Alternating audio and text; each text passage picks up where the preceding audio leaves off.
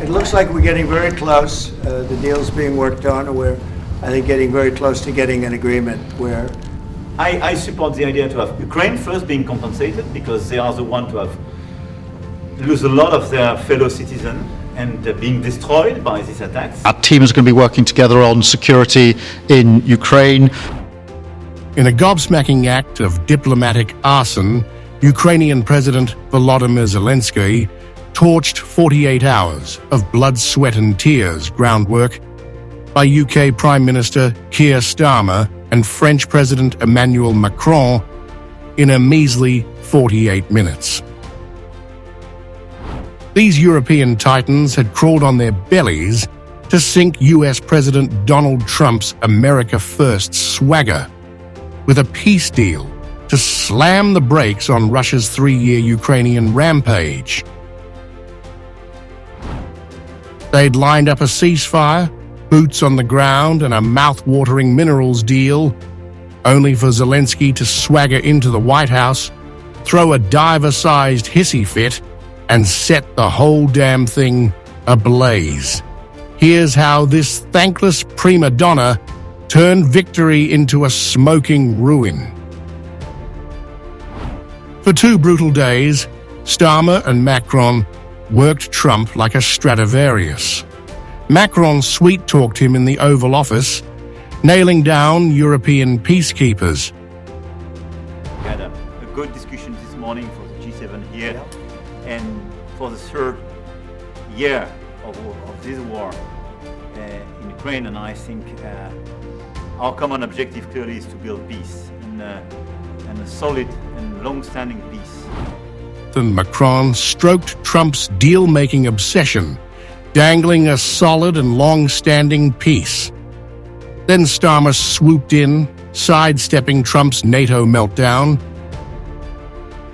We've discussed a plan today to reach a peace that is tough and fair, that Ukraine will help shape, that's backed by strength, to stop Putin coming back for more.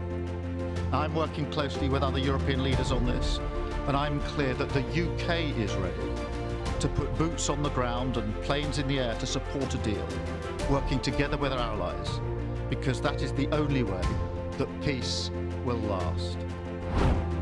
Trump lapped it up, crowing, "I think we're very well advanced.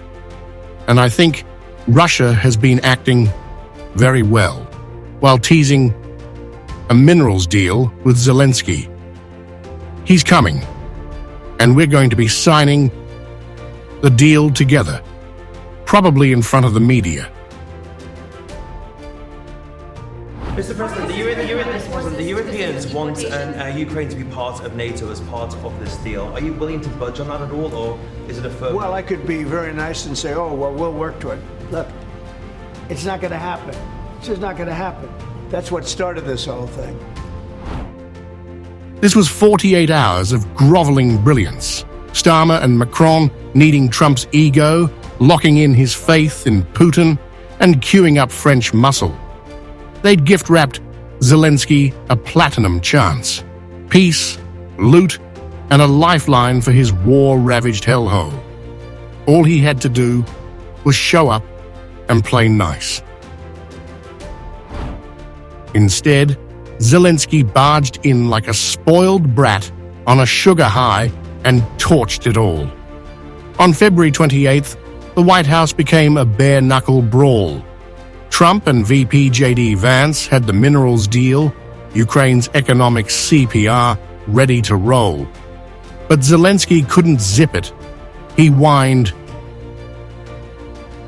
"We are staying in our country, staying strong from the very beginning of the war. We've been alone, and we are thankful." I said thanks You haven't in been this alone. cabinet. as if that washed away his stench of entitlement. Trump snapped back,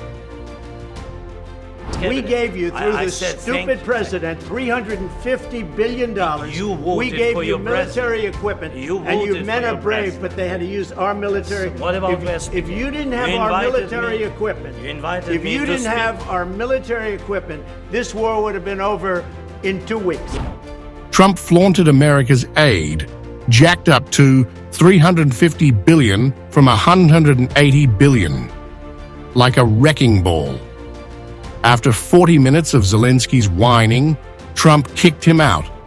No deal, no glory, just a slammed door. Zelensky royally screwed it. Starmer and Macron teed up a win. Trump bragged the deal would hold with security, and all he had to do was say thanks.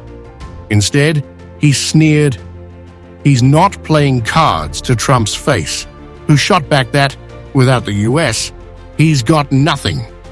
Ukraine's a corpse, bleeding soldiers, but Zelensky strutted when he should have begged.